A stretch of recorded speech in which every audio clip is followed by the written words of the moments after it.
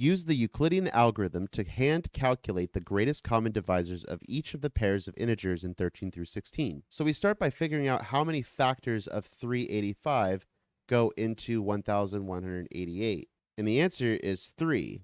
3 times 385 is 1155. So we can subtract that to get a remainder of 33.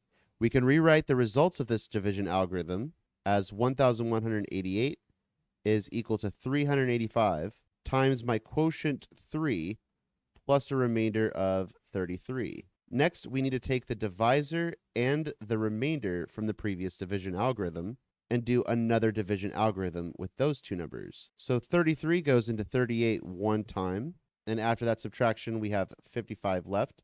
So 33 goes into 55 one time, and we get a remainder of 22. Put another way, 385 is equal to my divisor 33 times the quotient 11 plus my remainder of 22. Next, we take the divisor and the remainder from the previous algorithm, and we do the division algorithm for these two numbers. 22 goes into 33 once with a remainder of 11. We can rewrite this by saying 33 equals 22 times a quotient of 1 with a remainder of 11. Next, we take the previous divisor and remainder and do the division algorithm again.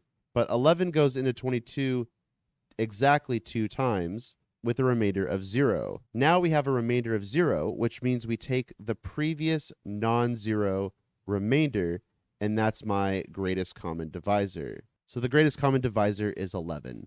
Thanks, everyone, and I'll see you in the next video.